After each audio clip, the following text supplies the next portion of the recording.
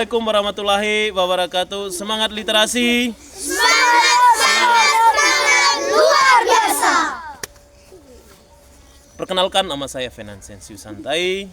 Saya mengajar di SD Batu Bangka, Kecamatan Pacar, Kabupaten Manggarai Barat. Kurang lebih selama 10 tahun saya menjadi seorang guru. Saya mengamati bahwa banyak anak-anak yang saya dampingi dengan kemampuan yang sangat beragam. Ada yang cepat memahami teks bacaan, ada yang sangat lambat sekali. Bahkan di kelas saya, khususnya tahun 2025, saya menangani anak-anak yang berkebutuhan khusus. Satu yang cacat fisik dan satu yang tunawicara. Bagaimana saya menangani ini? Saya harus siap untuk menghadapi tantangan dan situasi yang menantang saya untuk bisa menghadirkan pembelajaran literasi kelas inklusif.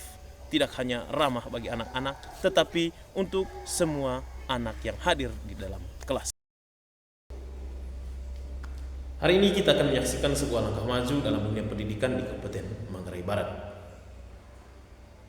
Bagaimana juga kita akan melahirkan seorang guru yang inovatif di tahun 2025. Ini mencerminkan bahwa seorang pendidik yang tidak hanya mengajar, tetapi juga menghadirkan perubahan, melahirkan gagasan-gagasan yang kreatif, dan bisa menumbuhkan semangat literasi yang inklusif bagi seluruh anak-anak didik kita yang ada di sekolah, lebih khusus yang ada di daerah pedesa. Di Kabupaten Manggarai Barat, saya ingin bergabung menjadi seorang agen transformasi pendidikan. Saya hadir dengan visi, yaitu menggerakkan budaya belajar yang menyenangkan. Satu pohon mahoni, satu orang siswa duduk untuk berliterasi. Yang kedua, saya akan menciptakan kelas yang inklusif, ramah bagi semua anak tanpa terkecuali, dan bisa mengakses semua latar belakang anak, baik yang anak reguler maupun non-reguler. Dan saya juga bisa memanfaatkan teknologi kearifan lokal dan kolaborasi menjadi bagian yang penting dalam pembelajaran. Di tahun 2025 ini merupakan momentum yang sangat berharga bagi saya sebagai seorang guru inovasi. Walaupun rapor pendidikan kami di SD Batu Bangka pada periode terakhir mengalami perubahan, hal ini tidak serta-merta mencerminkan hilangnya semangat belajar di sekolah kami. Rapor pendidikan hanyalah angka yang menggambarkan capaian dalam kurun waktu tertentu, sementara proses pendidikan adalah perjalanan yang sangat panjang dan penuh dinamika. Saya sebagai guru di SD Batu Bangka, khususnya di kelas 4A, kami menyadari bahwa ada banyak faktor yang mempengaruhi hasil rapor pendidikan. Mulai dari keterbatasan sarana dan prasarana, latar belakang peserta didik, sehingga tantangan guru dalam mengelola kelas yang beragam. Namun di balik angka yang tampak menurun itu ada satu kekuatan yang terus tumbuh, yaitu semangat literasi. Di SD Batu Bangka, literasi bukan hanya sekedar membaca buku, melainkan gerakan bersama untuk membuka jendela dunia. Kami harus menghidupkan kegiatan ini, dan saya lakukan adalah membaca pagi. Bagaimana saya melakukan baca pagi itu? Dengan satu topik yang paling keren adalah satu pohon mahoni, satu anak untuk melakukan literasi.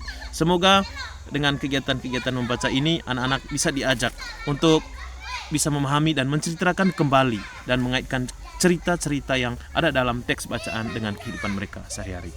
Semangat literasi ini menjadi fondasi yang kami percaya untuk membawa sebuah perubahan positif ke depannya. Saya yakin meski rapor pendidikan saat ini menunjukkan angka yang menurun, bila semangat literasi kita terus dikembangkan secara konsisten, maka kualitas berpikir, kemampuan berbahasa, serta karakter anak-anak di SD Batu Bangka akan tumbuh kuat. Dan dari sinilah perlahan capaian rapor pendidikan akan kembali meningkat. Bagaimana Bapak sebagai seorang kepala sekolah menanggapi kegiatan literasi di SD Batu Bangka yang beragam? Baik, terima kasih banyak. Berkaitan dengan kegiatan literasi yang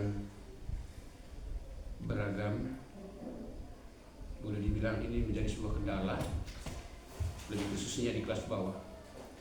Kelas bawah masih banyak kesulitan yang dihadapi oleh para guru, karena masih banyak anak-anak yang belum bisa baca tulis, sehingga ini yang menjadi kendala untuk kelas bawah. Sedangkan untuk kelas atas yang menjadi kendala adalah anak-anak yang boleh dibilang digolongkan pada anak-anak inklusif.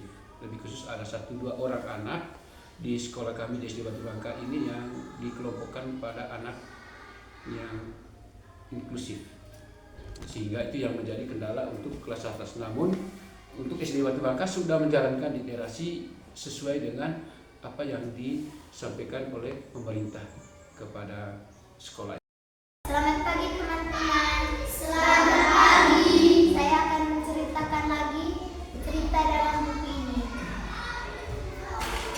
Saya menceritakan tentang Siti yang menyayangi ibunya. Siti tidak tega melihat ibunya yang sakit. Akhirnya pulang sekolah, dia mengajak Dodo untuk mencari obat pingsan. Pada saat pingsan, dia melihat bulan berwarna coklat di atas pohon.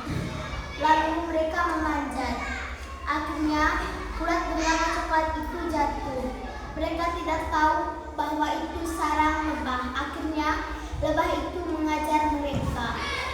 Mereka langsung pulang ke rumah dan akhirnya mereka melihat banyak orang di rumah Siti. Siti mengira bahwa ibunya sudah meninggal. Tetapi ada dokter yang datang ke rumah mereka untuk mengobati ibunya. Selamat pagi teman-teman. Selamat pagi. Saya akan menceritakan tentang kisah Kancil dan buaya. Hari sudah siang. Si Kancil merasa lapar. Ia ingin makan mentimun di seberang sungai. Di seberang sungai ada lebih banyak mentimun. Si Kancil berenang menyeberangi sungai. Buaya menghadang. Wahai Kancil, aku sangat lapar dan akan memakanmu. Wahai buaya, jika kamu memakan aku, dagingmu hanya sedikit. Di seberang sungai lebih banyak Kancil. Kalau begitu, antarlah aku ke seberang sungai. Buaya mengantar Kancil ke seberang sungai. Di seberang sungai, Kancil meninggalkan buaya sendiri. Terima kasih.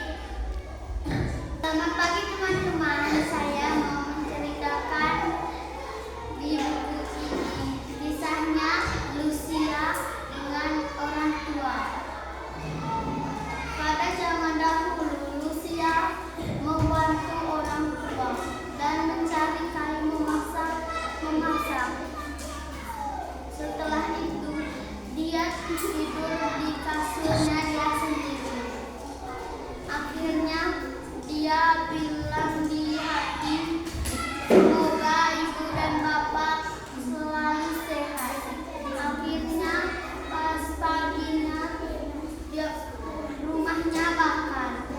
Akhirnya, dia lari dan mengejar